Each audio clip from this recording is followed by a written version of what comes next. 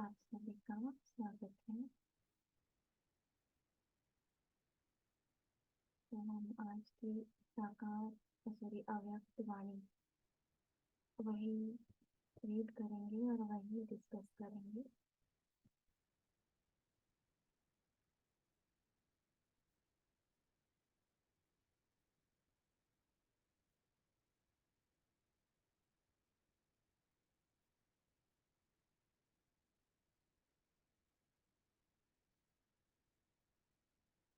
आज की वाणी है सत्यता का फाउंडेशन है। ओम शांति। आवाज नहीं आ रहा है वंदी, प्लीज। ओके, एक मिनट।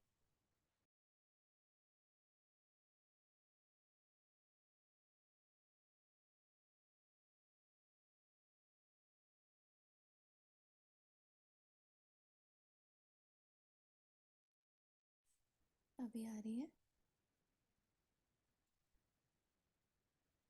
अभी आ रही है आवाज?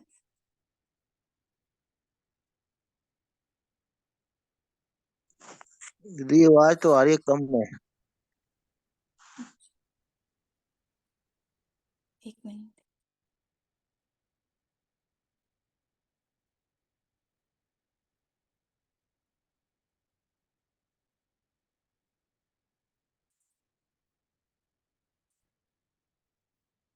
ओम शांति। अब ठीक है दीदी। हाँ जी। तो आज की मुरली है रिवाइज कोर्स की 27 फरवरी 1996। आज की मुरली का टाइटल है सत्यता का फाउंडेशन है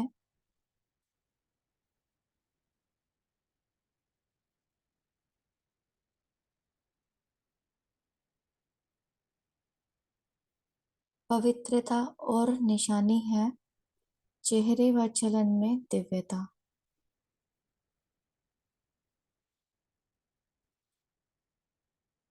आज सत्य बाप और सत्य शिक्षक सतगुरु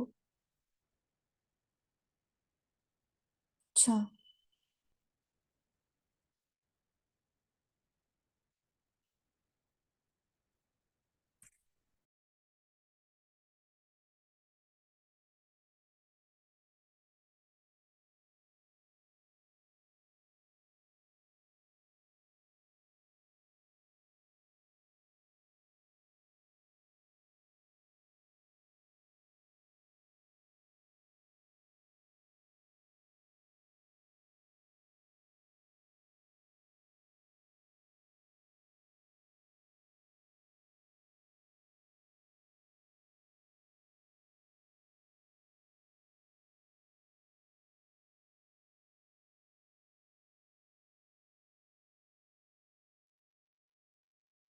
ओम शांति। तो लास्ट वीक जो हमने मुरलिया पढ़ी है ना, उसके ऊपर आज हम थोड़ा डीप में मनन चिंतन करेंगे।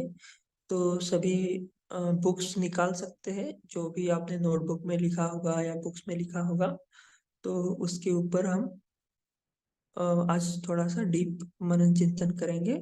संपन्ना बहन भी हमारे साथ है, वो भी कंटिन्यू करेंगे। तो पहली मुरली हमने पढ़ी थी, उसका टाइटल था कि सदा सुहागिन की निशानियां। तो ये इस मुरली से जो भी पॉइंट आपने धारण किए या आपको अच्छे अनुभव हुए, वो आप सुना सकते हैं।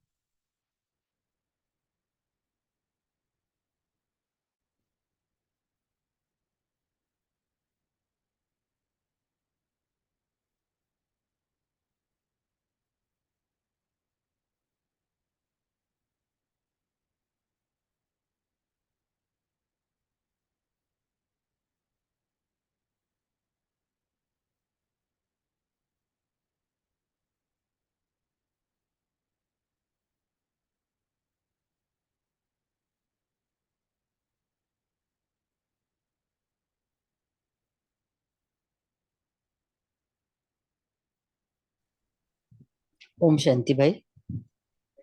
ओम शांति। बाबा ने सदा सुहागिन की कई निशानियां बताई है, उसमें से एक मैं बता रही हूँ। कि सदा सुहागिन के नैनों से मुख से साजन की सूरत और सीरत समाई हुई होती है। कानों में उनके बोल ही सदा सुनने में आते हैं, जैसे कि भक्ति में आनंद अनहद शब्द सुनने के अभ्यासी होते हैं।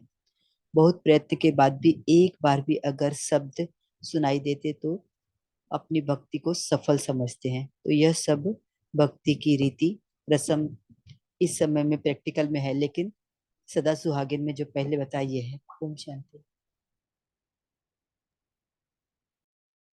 जी, बहुत अच्छा। और क्या निशानियां बताई थी सदा सुहागिन की? ओम शांति भाई जी।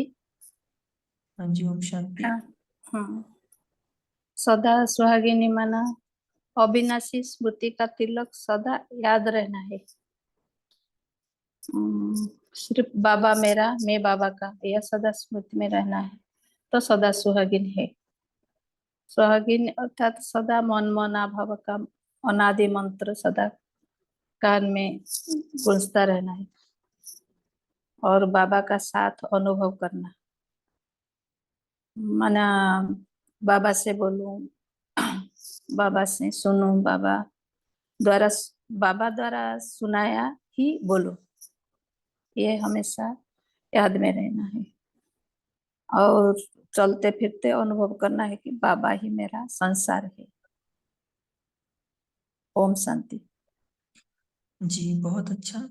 तो आज थोड़ा सा हम प्रैक्टिकली करेंगे। तो आप थोड़ा प्रैक्टिकली बताएंगे कि जैसे माताएं बहनें सबको तिलक लगाते हैं ना, सॉरी, माताएं जो लगाती है ना, मतलब जो बिंदी लगाती है, तो बाबा ने ऐसे ऐसे बोला ना कि अविनाशी स्मृति का तिलक, स्मृति में तिलक याद रहे, सदा मन मना भाव याद रहे। तो प्रैक्टिकली कैसे ये सब पॉसिबल है? क्योंकि बाबा ने बोला कि बाबा को मतलब तो एक सेकंड के लिए भी तलाक नहीं देना, कोई व्यक्ति वस्तु याद नहीं आना। तो इसको प्रैक्टिकली कैसे करेंगे?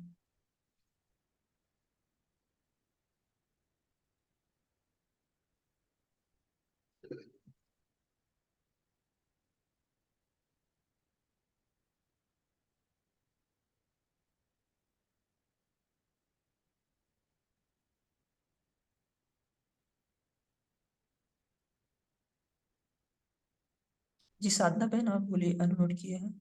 ओम शांति।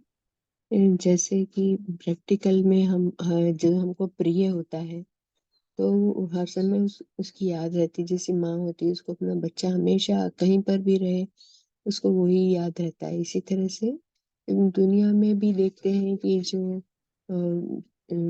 बताए गए हैं आशिक माशूक होते हैं, एक दूसरे को कुछ भी करती रहती है। जैसे काम वाली है, जैसे उसकी सगाई हो गई है तो कुछ भी करती रहती है उसको, तो वो जिससे सगाई हुई वो ही याद रहता है।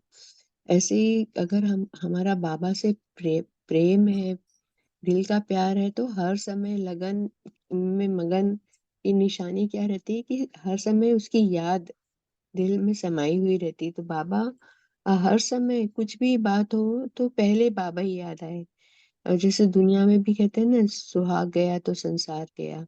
तो जिसको हर समय एक बाप ही याद है, जिसका अगर सुहागिन है तो बहुत तो उसकी इम्पोर्टेंस मानी जाती है। तो यही है कि आत्मा एक साजन की सजनी है, सुहागिन है, तो हम हर समय बाबा बाप को याद रखें। उठते बैठते चलते फिरते बाबा बाबा ने हमको वो भी दिया है ना, तुम्ही से खाऊं तुम्ही से बैठूं तुम्ही संग सोऊं तुम्ही संग चलूं तुम्ही को हर समय याद करूं। तो वही तुम्हारा बोला हुआ ही बोलूं, तुम्हारे सिवा और कोई संसार ही बाबा हो जाए।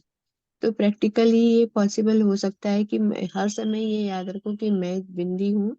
मैं बिंदी हूँ, मेरी मेरी मेरी बिंदी कौन है, मेरा सुहाग कौन है, शिव बाबा है। तो हर समय हम परम धाम में बैठे रहें या संकल्प में भी स्वप्न में भी सिर्फ बाबा याद आए, किसी देहधारी की तरफ ध्यान ही न जाए, सिर्फ बाबा के अलावा और कोई संसार ही न रहे। तो ये जितना जितना बाबा के लिए प्रेम की प्यार होगा तो वो ही याद आएगा और कोई याद नहीं आएगा। ये प्रैक्टिकली पॉसिबल है हर समय, अगर हम इस चीज का ध्यान रखें कि मैं तो मेरा साजन बाबा है उसकी और सजनी। और दूसरा ये कि अब जाने भी वाला है, जाने का समय, हम तो बिल्कुल आखिरी आखिरी समय में पहुंचे हुए हैं। इस समय और तो कोई याद आना ही नहीं चाहिए, क्योंकि जिसका जो जा रहा है चला जाएगा, थोड़ा ही समय बाकी है। तो जितना हम उसका साथ ले ले, जितना उसे लेके भरपूर हो जाए। ओम ओम शांति। ओम शांति। भारती सिस्टर आप बोलिए। ओम शांति। जैसे लौकिक में हमारा हमारा तिलक होता है बिंदी, वैसे हमारे बाबा की स्मृति का तिलक लगाना है। तो और हम जैसे हमारे लौकिक से रोज ध्यान करते, बातें करते बैठते, सदा उनका साथ का अनुभव करते, वैसे बाबा का सदा साथ का अनुभव करना है। और हमें ऐसा समझना है कि जैसे लौकिक में हम अपने योगल को सदा साथी समझते हुए और भाग्यवान समझते हुए, वैसे हमारे बाबा के साथ भी हमारा सदा भाग्य की निशानी है पवित्रता। और उनको सदा उनके द्वारा हमें प्राप्तियां मिली है। जैसे हम लौकिक में उनके द्वारा लौकिक को भी हम युगल को प्राप्तियों का अनुभव करते, वैसे बाबा को भी सदा हमारे प्राप्ति का अनुभव करने के अनुभव करना है। सदा वो हमारे साथ रहेगा और सदा हमारा तिलक, स्मृति का तिलक सदा चमकता रहेगा। और बाबा का जैसा हमारा साथी हमारे साथ होता है, वैसे हमारा भी बाप को हमेशा साथी समझकर चलना है। और सुहागन का तिलक हमें सदा साथ रहने का, और सदा ऊंचाई की आत्मा दिखाई देगी उसमें।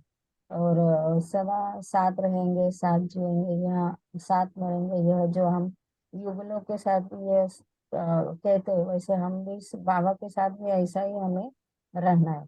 उन्हें सदा हमारा साथी बनकर सदा उनके साथ रहने का अनुभव करना है। और उनके जो भी महावाक्य वो हमारे कानों में गूंजते रहे। और अर्थात हम बाबा का मंत्र है जो मन मना भो का स्वर हमेशा हमारे कानों में गूंजता रहे। ओम शांति। हम्म। तो एक बात तो हमारे सामने यह आई कि सुहाग गया तो संसार गया। दूसरी बात आई कि दीदी अनाहद नाद। मैं शेयर करूँ इस बात थोड़ा सा? हाँ जी कीजिए। हाँ, बस आपने कहा ना तिलक बाबा को कैसे याद करते, तो बाबा ने कई मूल्यों में एक ही लाइन में कहा, तुम्ही संग खाऊं, तुम्ही संग बैठूं, तुम्ही संग खेलूं, तुम्ही संग सब कुछ करूं। ये बाबा को तिलक लगाना याद रखना। और मेरा बाबा मीठा बाबा, प्यारा बाबा, शुक्रिया बाबा, वाह बाबा वाह। ये याद रखेंगे तो कोई याद नहीं आएगा। ओम शांति। जी। हम्म, मेरा बाबा, प्यारा बाबा, मीठा बाबा। बहुत शुक्रिया सुंदर। बाबा, वाह बाबा वाह, वाह मेरी तकदीर, वाह वाह हाँ मेरा तो ईश्वर परिवार, वाह। बस। तो बाबा ये भी एक तरह का मंत्र हो गया, है ना। महामंत्र हमारे कानों में गूंजता रहे, दूसरा पॉइंट है ये। अच्छा, इसके अलावा बाबा ने तीसरा पॉइंट बताया था, तुम ही से बोलूं, तुम ही से सुनूं, तुम्हारा ही सुनाया बोलूं। अगर अन्य किसी का प्रति संकल्प आता है तो सुहागिन के लिए क्या गिना जाएगा? उसके लिए वो पाप गिना जाएगा। अगर किसी अपने गूगल के अगर दूसरा कोई याद आ जाए तो उसको पाप कहते हैं ना। हम्म। अच्छा। तो वो महापाप गिना जाएगा। इसीलिए बाबा कहते हैं ना कि मनसा में किसी एक विकार का भी अंश न हो। सर्व गुण, सर्व प्राप्ति, सर्व शक्ति स्वरूप होने चाहिए। सावित्री बहन बोलिए। हाँ जी, तो इससे आगे जो बाबा ने महापाप वाली बात बताई, तो हमें यहाँ पर बाबा ने ये समझाने और शिक्षा दी है कि सदा सुहागन अर्थात एक बाप, दूसरा न कोई। तो बाबा बोलते हैं कि ऐसे सुहाग का जो तिलक लगा हुआ है, बाबा ने जो स्मृति हमें दिलाई, तो सदा सुहाग के साथ क्या बोला बाबा ने, भाग्य भी है तुम्हारा। तो हमें भी इस भाग्य को लेकर के इस सुहाग से अपना भाग्य, अपने को भाग्यवान समझना है। और सदा भाग्य की निशानी बाबा ने हमें इस मुरली के आधार पर लाइट का कराम, तो सदा भाग्य की निशानी पवित्रता भी है और बाप द्वारा सर्व प्राप्तियां भी है, अर्थात मतलब लाइट का क्राउन। तो इस निशानी को भी हमें साथ रखना है। और साथ रख के जो ताज की प्राप्ति का आधार बाबा ने जो हमें प्योरिटी और सर्व प्राप्तियां बताई है, तो संपूर्ण जो प्योरिटी है हम आत्माओं की, तो इस प्योरिटी द्वारा हम मनसा में भी किसी एक विकार का अंश भी नहीं होना चाहिए। जब ये प्योरिटी आ जाती है तो यहाँ पर क्या होता कि हमें सर्व प्राप्तियां हो जाती है, और सर्व प्राप्तियों का आधार हमें ज्ञान द्वारा मिलता है। तो इस तरह हम सर्व गुण और सर्व शक्तियों की प्राप्ति द्वारा भाग्य का आधार सर्व प्राप्तियों को मानेंगे। और इसकी जो प्राप्ति की जो बाबा ने निशानी भी बताई, जो बहनों ने भी बताई, अविनाशी खुशी, तो सदा भाग्यवान सदा खुश होगा। भाग्य कम तो हम बाबा बोलते, खुशी भी कम है, तो हम सब भाग्यवान आत्माएं हैं। तो बाबा ने सदा सुहाग के लिए तिलक भी बताया, श्रेष्ठ भाग्य। जी, तो अभी हमें और भी मुरलियाँ रिवाइज करनी है, तो हम शॉर्ट पॉइंट में फटाफट रिवाइज करेंगे और जी कोशिश दीदी। करेंगे कि जितने भी भाई बहन है ना, हम सभी इन्वॉल्व हों। ऐसा नहीं कि एक ही बोले या दो ही बोले, या फिर हमें केवल सुनना ही है।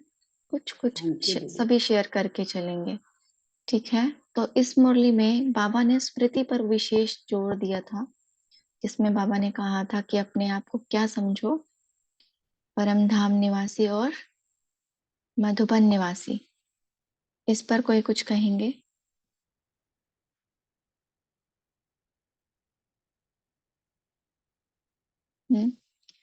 जैसे स्मृति वैसे स्थिति होती है ना, तो बाबा ने इसमें कहा था ना कि जब आप अपने आप को मधुबन, हाँ जी कविता सिस्टर बोलिए। बाबा ने ये कहा था कि जैसे स्थान की स्मृति रहेगी तो उससे भी स्थिति बनती है। तो विशेषकर जब हम मधुबन निवासी समझते हैं तो थोड़ा सा या पूरा ही जैसे अलौकिक वातावरण बन जाता है, क्योंकि 4 धामों की यात्रा जो हम वहाँ पे करते हैं और जो प्यार और मधुरता स्नेह मिलता है सभी भाई बहनों से, तो उसकी स्मृति से ऑटोमेटिक हमारी स्थिति भी बन जाती है कि मैं अ, जैसे कि मैं बाबा की हूँ और मेरा क्या कर्तव्य है वो भी स्मृति में आ जाता है दीदी। जब हम सोचते हैं कि मैं मधुबन निवासी हूँ तो वो मधुरता, वो प्यार, वो अलौकिकता सब कुछ जैसे आ जाता है। बस उसके लिए कुछ हमें ज्यादा प्रयत्न करना भी नहीं पड़ता है, नेचुरल स्थिति बिल्कुल बन जाती सही। है। जैसे क्या होता ना कि हम किसी पोजीशन पे बैठे हुए हैं, हाँ, अगर हम किसी पोजीशन पे बैठे हुए हैं, जैसे जज की मैं सीट पर बैठी हुई हूँ, तो मेरा एक एक शब्द, एक एक बोल, एक एक कर्म यथार्थ होना चाहिए होगा। अगर वो थोड़ा वो ऊपर नीचे होता है तो फिर मेरी सीट पर भी जैसे कि कोई बात आ सकती है। तो यहाँ पर जब हम अपने आप को किसी विशेष स्थान के निमित्त समझते हैं या फिर कोई विशेष पोजीशन पर समझते हैं, तो हमारा एक एक संकल्प, एक एक बोल और एक एक कर्म पर स्वतः ही अटेंशन जाता है कि अभी मैं सेवाओं के निमित्त सेवाधारी बनकर यहाँ पर हूँ, तो मेरा कर्म कोई ऐसा नहीं होना चाहिए जो डिससर्विस कर दे, है ना। तो बाबा के कहने का मतलब यही है कि अपने आप को सदैव अलौकिक स्मृति में रखो, तो अलौकिकता आएगी। अगर लौकिक स्मृति में रखेंगे तो लौकिकता ही आएगी, चाहे वो संबंध हो, संपर्क हो, कर्म हो, संकल्प हो, कुछ भी हो, है ना। तो सदा स्मृति बाप ही मेरा संसार है। जब ऐसा करेंगे तो बाकी सब बातों से वैराग्य आ जाएगा और हम बेहद के वैराग्य वृत्ति में आ जाएंगे। हाँ, तो इसलिए बाबा ने कहा स्मृति में रहने से समर्थि आती है। ललिता सिस्टर, आप कुछ कहेंगे? हाँ जी, मैं ये दोनों का जवाब आ जाएगा, पहले वाले क्वेश्चन का भी। तो उसमें ये कहा है कि जैसे कि तो बाबा को जैसे एक में शब्द में याद करेंगे, तो मेरा तो एक शिव बाबा, दूसरा न दूस कोई, बाबा ही मेरा संसार है। अरे पाना था सो पा लिया, यही है यही है। तो ये स्मृति रहेगी तो हद की हमेशा मिट जाएगी, और बेहद की स्थिति में हम रहेंगे। हम्म। ओम तो शांति। ओम शांति, बहुत सुंदर। तो सदा इस मुरली से हम लेते हैं एक की स्मृति और वैसी ही स्थिति। जी। तो अब हम नेक्स्ट मुरली पर चलते हैं, जिसका टाइटल है हाईएस्ट अथॉरिटी की स्थिति का आधार कंबाइंड रूप की स्मृति है। तो इसमें हमने बहुत सुंदर अनुभव भी किए थे। आशा सिस्टर, आप बोलेंगे?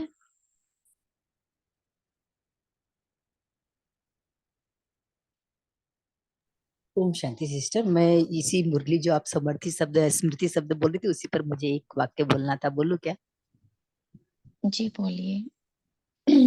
जो स्मृति से समर्थी आती है तो बहन ने बता दिया, पर स्मृति जो मधुबन के विषय में बोल रहे थे कि मधुरता और वैराग्य आता है, और जब स्मृति आती है तो समर्थी रहती है, और अगर समर्थी होती है तो कोई भी परिस्थिति में स्वस्थिति डगमग नहीं होती है। कैसी भी परीक्षा है, परीक्षा को हम खेल समझ करके चल चल पाते हैं। ओम बिल्कुल, शांति, इतना ही मुझे बोलना था। बहुत ही सुंदर। तो हमारी नेक्स्ट मुरली थी हाईएस्ट अथॉरिटी की स्थिति का आधार है कंबाइंड रूप की स्मृति। तो पहले तो बाबा ने हमें हमारे ओरिजिनल स्वरूप यानी कि मैं आत्मा, आत्मा का कॉम्बिनेशन बताता है शरीर के साथ, कि ये स्मृति में रखो। तो इससे आप क्या समझते हैं? दिलीप भाई बोलिए।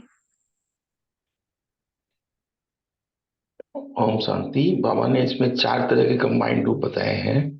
पहले, आत्मा शरीर के साथ में, अगर जीवात्मा नहीं है तो अपने कुछ चल फिर नहीं सकेंगे, तो कुछ सोचने की शक्ति नहीं रहेगी। तो बाबा ने इसलिए कहा कि पहला कंबाइंड रूप है आत्मा और शरीर का, जीवात्मा के रूप में। दूसरा है, दूसरा बताया है कि इस पुरुषोत्तम संगम युग में ब्राह्मण आत्माएं, अर्थात बच्चों बच्चों और बाप का सदा कंबाइंड रूप में। तीसरा जो है कि वो बाबा के साथ में कंबाइंड रहे, तो कभी कोई कोई भी विपदा वगैरह कुछ भी नहीं आएगी। अगर बाबा का याद रहे हर समय, तो कोई भी कुछ नहीं होगा। और सॉरी, 3 रूप दिखाए बाबा ने। और चौथा है चतुर्भुज, जो कि अ, ये देवता का यादगार है कि चतुर्भुज मतलब विष्णु को दिखाया है। तो लक्ष्मी नारायण और लक्ष्मी और नारायण का कंबाइंड रूप है। ओम शांति। हम्म। तो ये तो है कि मैं अगर अपने शरीर के साथ कंबाइंड हूँ, ये मुझे स्मृति रहती है, तो न्यारेपन का अनुभव होता है कि मैं तो इस देह से अलग हूँ, है ना। तो फिर मेरा कनेक्शन बाबा से जुड़ता है कि मैं बाबा के साथ युगल रूप में हूँ, कंबाइंड हूँ। वो जब मेरे साथ है तो उसकी सारी शक्तियां मेरे साथ है। फिर मैं कमजोर नहीं हूँ, मैं बहुत शक्तिशाली हूँ। तो ये दोनों पॉइंट तो समझ में आते हैं, लेकिन बाबा विष्णु चतुर्भुज की बात अभी क्यों करते हैं? इस स्वरूप को समझने के लिए अभी क्यों कहते हैं बाबा? हम्म।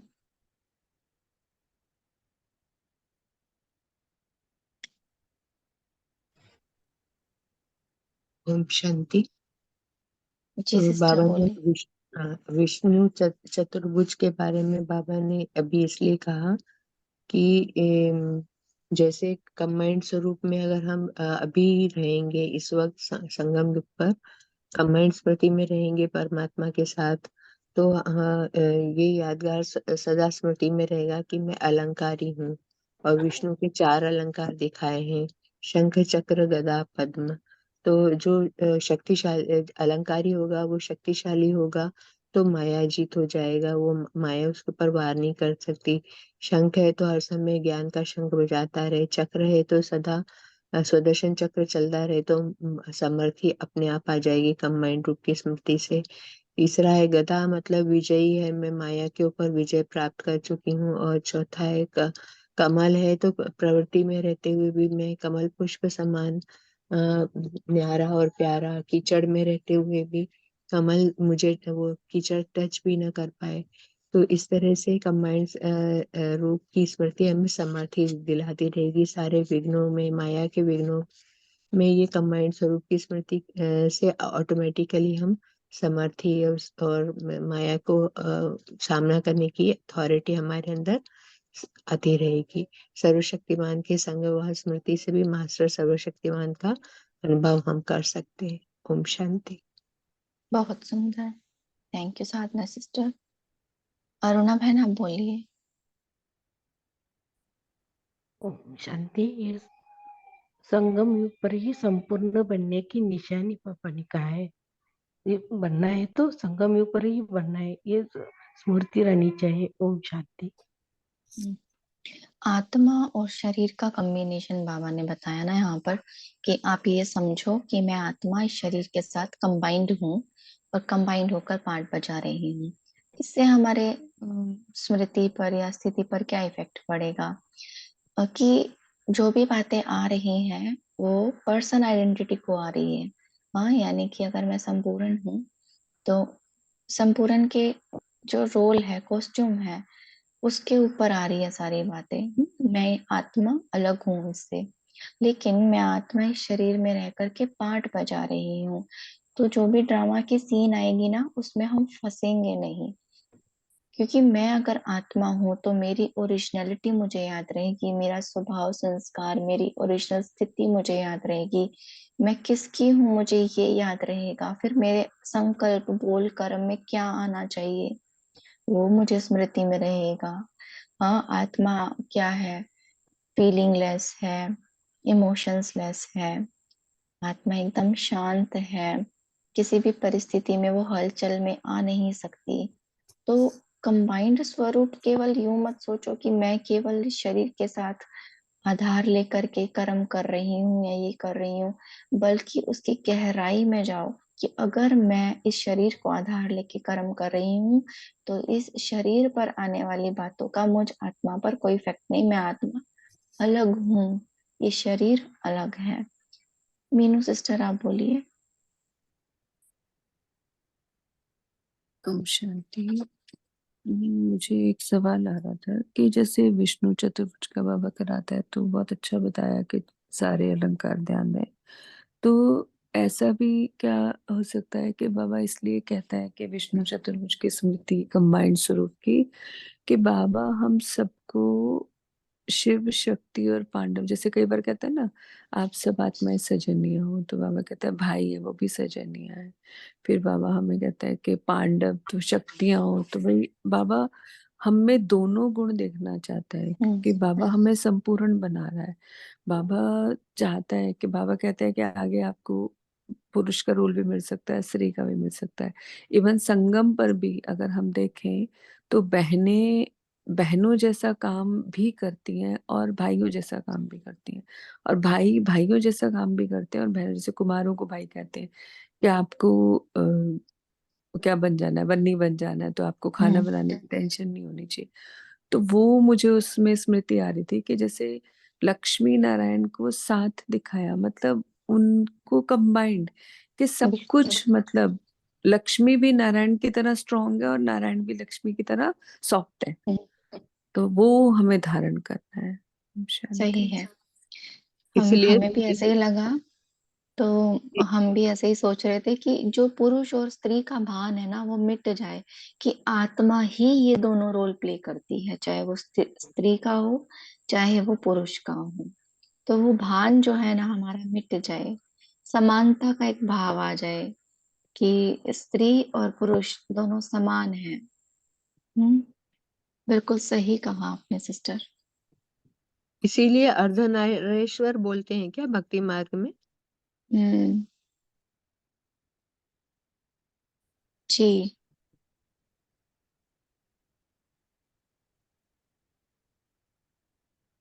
सोमू सिस्टर आप बोलिए। ओम शांति दीदी, मॉडल सभी परिवार को बाबा ने आज कहा है संगम पर बाप और बच्चे के कंबाइंड रूप की स्मृति भूल जाते हो तो हाईएस्ट अथॉरिटी के बदले अपने को निर्बल, शक्तिहीन, उदास, उलझी हुई आत्मा और वशीभूत हुई आत्मा अनुभव करते हो। ओम शांति।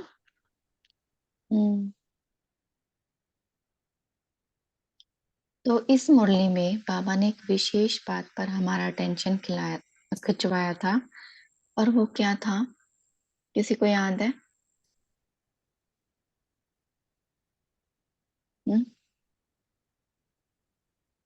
बाबा ने भिन्न भिन्न रूप देखे थे ना हमारे कंपेनियन को, धोखा देते, दुख भी देते, पहचानने पूरे तरह से पहचानते नहीं है तो सदा के साथ की बजाय क्या कर लेते, किनारा कर लेते, नखरे करते, मन मोड़ लेते, बुद्धि यहाँ वहां भटकाने लगते, हाँ, व्यक्ति वैभव के वशीभूत हो जाते, प्रभावित हो जाते, तो बाबा को क्या दे देते, तलाक देते थे। तो यहाँ पर बाबा ने हमें चेकिंग के लिए बताया था कि जो तख्त नशीन सच्चा साथी है उसको कभी तलाक नहीं देना। अगर बार बार संकल्प में तलाक दिया तो सदाकाल के राज्य भाग्य का तलाक हो जाएगा। मीनू बहन, आप कुछ बोलेंगे? नहीं, मैंने पहले हैंड रेस किया हुआ था ना। ओके, भारती सिस्टर आप बोलिए। कि बाबा कहते हैं कि बाबा के साथ सदा कंपनी में रहेंगे, पहचानने के कारण, उनको पहचानने के कारण सदा साथ रहेंगे, कभी ये साथ के बजाय किनारा नहीं करेंगे। और नखरे बहुत करते हो तो कभी मन को मोड़ लेते हैं और कभी बुद्धि से भी यहाँ भटकने लगते हैं, तो कभी संकल्प से भी बाबा तलाक भी दे देते। तो किसी भी व्यक्ति के वो वैभव या वशीभूत हो जाने के कारण अर्थात प्रभावित हो जाते हैं किसी भी व्यक्ति पर, तो इतना समय अपने को कंपेनियन को संकल्प में फिर तलाक देते हैं। तो बाबा कहते हैं कि किनारा करना है यानी तलाक देना। तो बाबा को कभी कभी हम दूसरे के लगाव झुकाव में आके कभी कभी बाबा को भूल जाते हैं, यानी बाबा को तलाक देते हैं, ऐसा बाबा भी कहते हैं। तो यह भी बड़ा पाप है। तो सदा बाबा से बाबा कहते हैं कि सदा युगल रूप में रह के हमें तन मन धन से बाबा के साथ कंपेनियन और कंपनी के सारा कल्प में ऐसा हमारा साथी नहीं मिलेगा। हमें उनको कंपेनियन का साथ कंपनी रहनी चाहिए। ओम शांति। हाँ, तो बाबा ने यहाँ पर कहा कि मेरापन भूल जाना, मेरापन भूल जाना ये साधन है निरंतर स्मृति का। अगर हमें निरंतर स्मृति रखनी है तो सब कुछ क्या करते जाना है, तेरा तेरा, मेरा कुछ है ही नहीं। हाँ, और मेरापन खत्म किसका होगा, जो देह अभिमानी होगा। या यूं कहूं कि मेरापन खत्म हो तो देही अभिमानी स्वतः ही बन जाए। तो इसीलिए सदैव सब कुछ बाबा को सौंपते जाना। बस सर्वशक्तिवान बाप साथ है, सब कुछ उसका है। तो फिर क्या होगा, माया पर जीत पालेंगे। हमें बार बार कहने की आवश्यकता नहीं पड़ेगी, बाबा मैं कमजोर हूँ, शक्ति दो, है ना। स्मृति में रहिए, मैं हूं ही विजयी। क्यों? क्योंकि मेरे साथ कौन है, सर्वशक्तिवान। तो हमें नशा रहना चाहिए, मैं बाप का और बाप मेरा, मैं बाप का और बाप मेरा। जो सागर है, जो दाता है, मैं उसका बच्चा हूँ, है ना। तो बिन मांगे सब कुछ हमें मिल जाएगा। तो हमारी नेक्स्ट मुरली है कर्मों की अति गुह्य गति। इसके बारे में कोई सुनाएंगे? क्या पॉइंट सुना था हमने इसमें? कर्मों की गुह्य गति एक भी याद हो तो आप शेयर कर सकते हैं। बाबा ने कहा था संगम का सबसे अनादि लॉ है, ड्रामा प्लान अनुसार एक अच्छे कार्य का 1 लाख गुना प्राप्ति और 1 गलत कर्म हो गया तो 1,00,000 गुना पश्चाताप और भोगना, ये ऑटोमेटिकली लॉ या नियम चलता रहता है। ये ऑटोमेटिक ईश्वरीय मशीनरी है। इसी के लिए बाबा ने कहा कर्मों की गति बहुत अधिक हुई है। इसमें कहना और कहना नहीं पड़ता बाबा को कि इस कर्म से ये प्राप्ति हुई, वो इस कर्म की ये सजा है। ये ऑटोमेटिक चलता रहता है। ओम शांति। पता है, जिस दिन ये मुरली हमने रीड की ना, उसी दिन शायद अमृत वेले, पता नहीं पहले वाले दिन, बाबा ने अनुभव कराया कि जैसे हम बाबा से माफी मांगते हैं ना कि बाबा आप हमें माफ कर दो, हमसे ये गलती हो गई है, फिर हम फिर से भूल कर लेते हैं, फिर बाबा को बोलते हैं बाबा आप हमें माफ कर दो और हम आगे से ऐसा नहीं करेंगे। लेकिन क्या होता है ना कि बाबा सिर्फ ये बात इसलिए कहते ताकि हमारा उमंग उत्साह बना रहे, हम दिल शिकस्त ना हो, हम आगे के लिए उठ के फिर से पुरुषार्थ करें। लेकिन जैसे ही हमने कोई भी कर्म किया तो ऑटोमेटिकली उसका हिसाब किताब खाते में लिखा गया और फिर वैसी ही प्राप्ति आपको होनी शुरू हो जाएगी कि कोई गलती की है तो खुशी का अनुभव नहीं होगा, पढ़ाई में वैसा इंटरेस्ट नहीं आएगा, बाबा के साथ का अनुभव नहीं होगा। तो ये सारी बातें फीलिंग में आने लगी। तब समझ में आता है कि जो भी कर्म हम करते हैं ना उसको सोच समझ के करना चाहिए, चाहे वो हम संकल्प कर रहे हैं, चाहे हम बोल रहे हैं। क्योंकि अगर हमने गलत किया तो गलत फिक्स हो गया, बाबा को कुछ करने की आवश्यकता नहीं है, स्वतः ही मशीनरी चलती रहती है। हाँ, तो इसीलिए हमारा ना हमारे कर्मों पर विशेष अटेंशन। और देखो दुनिया को तो ये बात पता ही नहीं है कि कर्मों की कितनी गुइयां गतियां हैं। हम लोग को जानने वाले, हम विधि विधान के मालिक, हम विधि विधान को समझने वाले, हम गलती करें तो फिर ये एक्सेप्टेबल नहीं होगा, फिर इसकी सजा 100 गुना होगी। तो इसीलिए कोई भी कर्म करने से पहले हम सोचें, ब्रह्मा बाबा को सामने रखें, बाबा की श्रीमत सामने रखें, फिर कोई कर्म करें।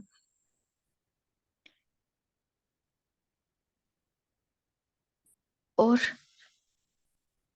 जी अरुणा बहन बोली। ओम शांति। ये मुरली का ये पॉइंट बहुत अच्छा लगा कि बाबा कहते हैं लॉ और लॉ का बैलेंस रखना चाहिए, और बाबा भी रखते हैं। बाबा बच्चों को रहम दिल भी आते हैं, लेकिन जब शिक्षा देना चाहिए तो शिक्षा भी देते हैं। तो हर कर्म करते वक्त भी ये लॉ और लॉ का बैलेंस का उपयोग होता है। ओम शांति।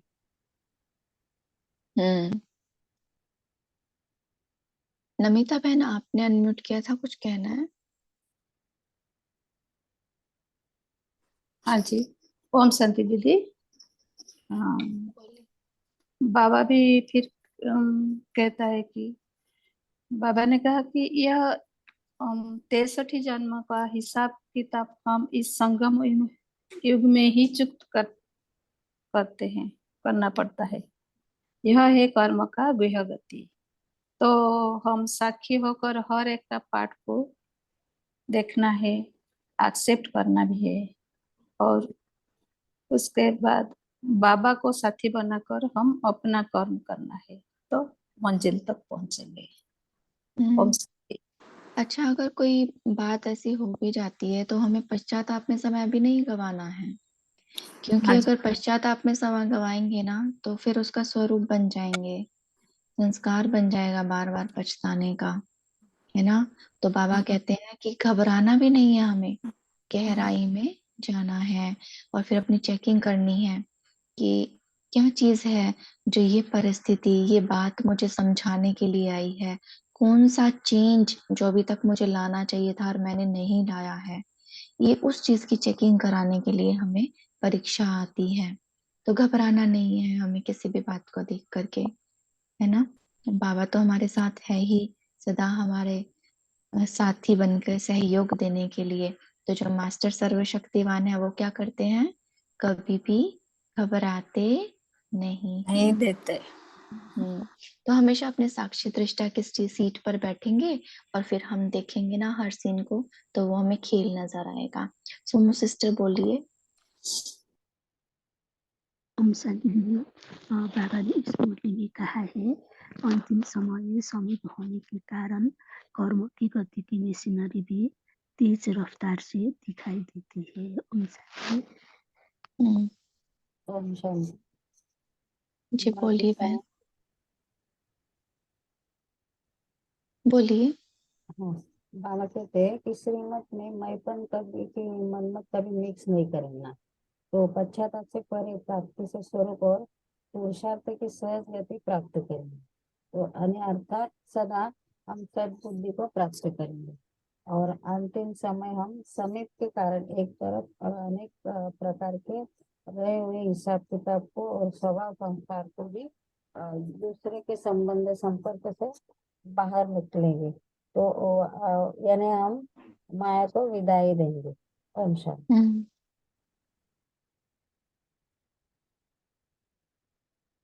जयंत भाई बोलिए।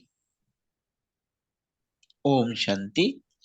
बाबा हमेशा की तरह हमें याद दिलाते हैं कि हम बाबा के बच्चे हैं और ये संगम युग है। संगम युग भी इम्पोर्टेंट है। ये हमारा भाग्य है कि संगम युग में हम पुरुषार्थ कर सकते हैं। बाबा हमेशा याद देते हैं कि संगम युग में आप पुरुषार्थ करो। ओम शांति।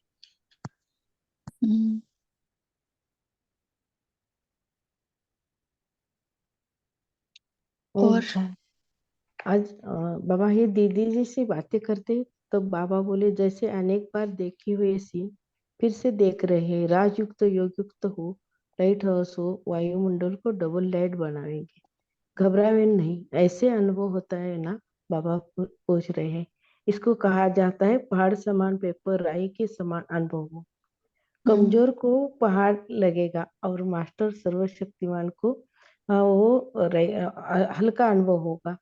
ओम शांति।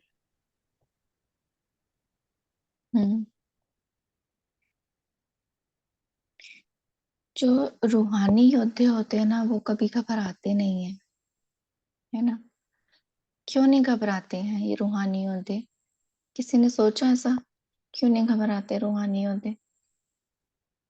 नाम में ही अर्थ छिपा है। बताइए, रूहानी योद्धे क्यों नहीं घबराते? आप साथ रहते हैं इसलिए। ओम शांति। और क्यों नहीं घबराते रूहानी योद्धे? जल्दी जल्दी बताएंगे सभी, टाइम हो रहा है हमारा। में रहते हैं तो वो युद्ध नहीं करना पड़ता। ड्रामा निश्चय है, निश्चय में ही दृढ़ता रहती है। तो इसलिए मैं योद्धा नहीं बनते, हम साक्षी होकर देखते हैं। हाँ, रूहान उनको याद रहता कि रूह तो मरती नहीं है, रूह तो सदा अमर है। बिल्कुल बिल्कुल। रूहानी योद्धा का मतलब यही है। आत्मा, आत्मिक भाव में रहती है जो आत्मा। हाँ, आत्मा क्या करती है? Detach observer. वो हमेशा आत्मिक स्थिति में बाबा के पास बैठी हुई पॉइंट ऑफ लाइट, वो चमकती हुई आत्मा जो संपन्न संपूर्ण स्वरूप के अंदर बाबा के पास बैठी है, वहां से इस ड्रामा के खेल को देख रही है। वो मन के उतार चढ़ाव को भी देख रही है, वो परिस्थितियों की भी हलचल को देख रही है, लेकिन वो सारा उसको खेल नजर आता है, इसीलिए वो घबराती नहीं है। और जो भी कुछ हो रहा है ना इस ड्रामा में, उस पर उस आत्मा को कोई भी इफेक्ट नहीं पड़ता। उसकी सत्यता में कमी नहीं आती है, उसकी ओरिजिनलिटी में कमी नहीं आती है, इसीलिए उसको कोई फर्क नहीं पड़ता। ड्रामा में जो चल रहा है वो एक खेल है, एक कहानी है, एक स्क्रिप्ट है, एक नाटक है, बस। ललिता सिस्टर बोलिए। हाँ दीदी। हाँ, इसका उदाहरण जैसे लौकिक में जो शास्त्रों में लिखा है ना कि कृष्ण ने अर्जुन से कहा कि हाथी ये सब तो मरे पड़े हैं, मैं तेरे साथ हूँ। जहाँ भगवान साथ है वहाँ उसका कोई कुछ नहीं बिगाड़ सकता। तो इसी तरह परमात्मा के साथ हम कंबाइंड है। ऊपर स्थिति में परम धाम में रहते तो नीचे खेल जैसे जैसे कीड़े मकोड़े चल रहे हो ऐसे नजर आते हैं। कोई क्या कर रहा है, कोई खा रहा पी रहा उठ रहा बैठ रहा, कोई लड़ रहा है, सब अपने अपने कर्म कर रहे हैं अपने अनुसार। तो एक खेल ही नजर आ रहा है। ओम शांति। बिल्कुल। वास्तव में तो सभी आत्माएं बाबा के पास परम धाम में बैठी हुई है ना। वो अलग अलग कॉस्ट्यूम पहन करके अपना रोल प्ले कर रही हैं बस, लेकिन वो रोल है बस। बस और हम तो एक चीज बहुत अपने इस जीवन में, ब्राह्मण जीवन में यूज करके चलते हैं। जैसे बाबा कहता है ना कि ये तुम्हारा मर जीवा जन्म है। तो मर जीवा जन्म में जैसे मान लीजिए अगर किसी ने शरीर छोड़ दिया तो दिखाते हैं ना उसके शरीर से काया निकलती है वाइट कलर की, और फिर वो देखती है अपने बॉडी को कि ये तो बॉडी तो अब उठ ही नहीं रही है, उठाने की कोशिश करती है, और फिर वो किसी भी आत्मा को टच करने की कोशिश करती है तो उसे टच भी नहीं होता है। तो उसका किसी आत्मा को दिखाई नहीं देता रोल, और वो किसी आत्मा को अपना रोल दिखा नहीं सकती, तो इफेक्टलेस। तो ये चीज हमें बड़ी अच्छी लगती है कि मैं मेरे रोल से इस दुनिया को कुछ दिखाई नहीं दे रहा, मैं रोल प्ले कर रही हूँ, मेरा है, और मेरे लिए इस दुनिया में और कोई है ही नहीं, इस दुनिया में केवल मैं हूँ। नहीं, और उन आत्माओं के लिए मैं नहीं हूँ कुछ भी। तो वो कुछ भी बोल रही है मुझे कोई इफेक्ट नहीं पड़ रहा है, मैं उनको कुछ भी बोल रही हूँ कोई इफेक्ट नहीं पड़ रहा है। तो ये कितनी बड़ी बहुत बात ही है आपने, अच्छी स्थिति बनती है। हाँ जी। बहुत अच्छी और बात है।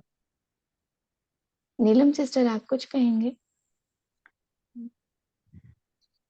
नहीं, थैंक यू दीदी, सब मैंने शेयर कर लिया। ठीक है, लास्ट पॉइंट किसी को शेयर करना, फिर हम योग करते हैं 2 मिनट।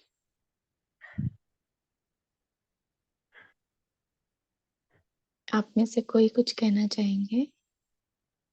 हाँ दीदी, जो जैसे ही अभी आपने उदाहरण बताया था ना कि हमारा पार्ट किसी को दिखता नहीं, वैसे ही अपन आत्मा देखते हैं ना, कोई भी बात आ जाए या कुछ, तो आत्मा अंधी है, आत्मा बेरी है, आत्मा गूंगी है, तो वो वहीं लड़ाई खत्म हो जाएगी। पता ही नहीं पड़ेगा कि आत्मा सुन ही नहीं रही, देख ही रही है, और दूर खड़े होकर देखो तमाशा, वो बोले जा रही है आपको, तो ये हम्म, करने में भी मजा आता है। जी।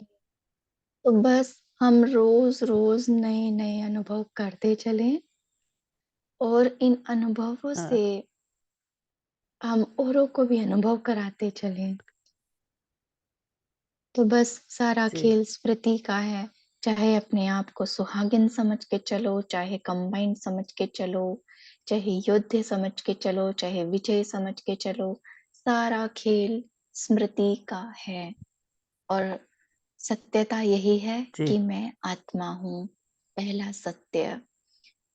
तो चलते हैं, हम 5 मिनट योग करेंगे। 2 मिनट योग करते हैं, टाइम हो चुका है हमारा। और 1 मिनट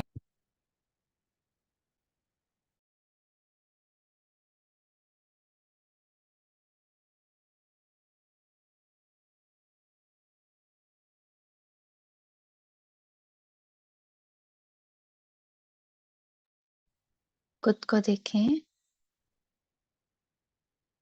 मैं आत्मा, चमकता हुआ सितारा,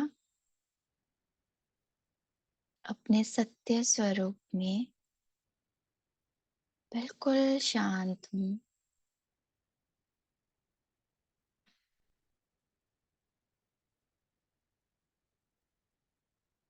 इस शरीर में हो रही हलचल से परे।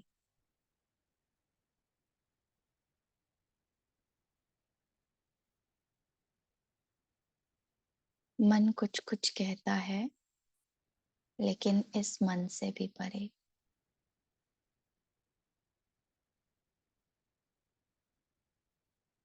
मैं शांत स्वरूप, सत्य स्वरूप आत्मा हूँ।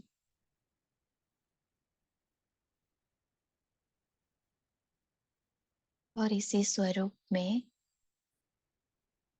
मैं बाबा के पास परम धाम बैठी हूँ।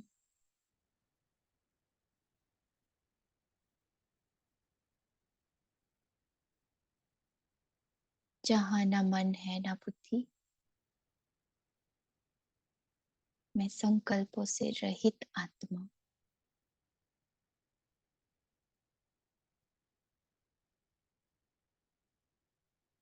फील करें अपने साइलेंस की स्थिति को।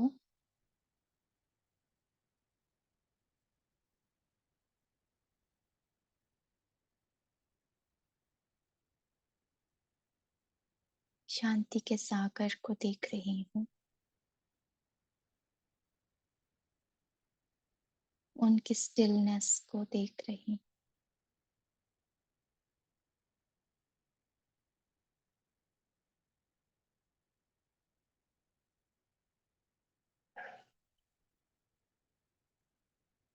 बाबा एकदम स्टिल,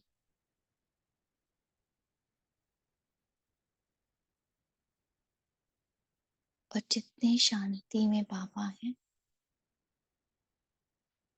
उतनी ही अनंत शांति बाहर फैली हुई है।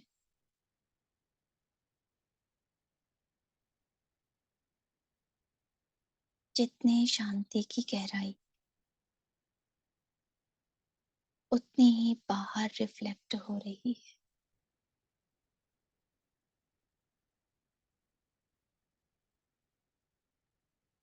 ठीक वैसे ही मैं भी जितनी साइलेंट,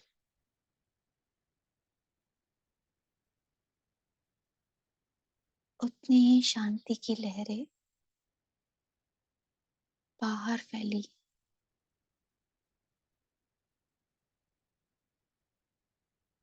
कोई संकल्प नहीं, बस मैं और बाबा।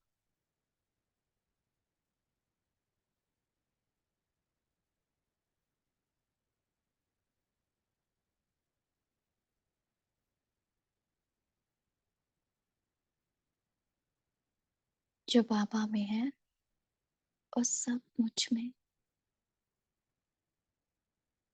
मैं शक्ति हूँ शिव की।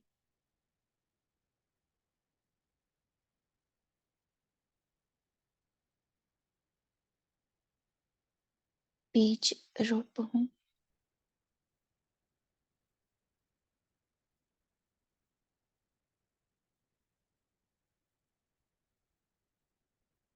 न्यारी और प्यारी।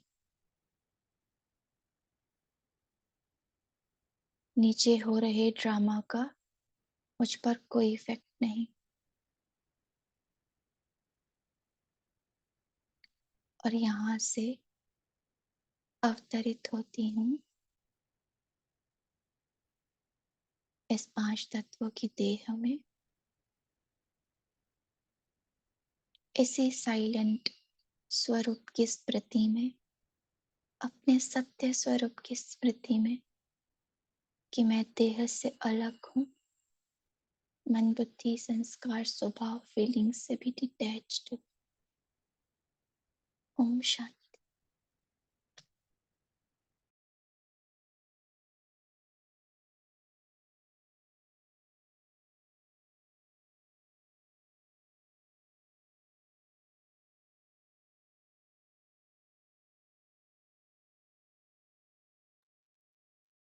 आज के कोर्स से जुड़ने के लिए आप सभी को शुक्रिया। Om Shanti. Have a good day.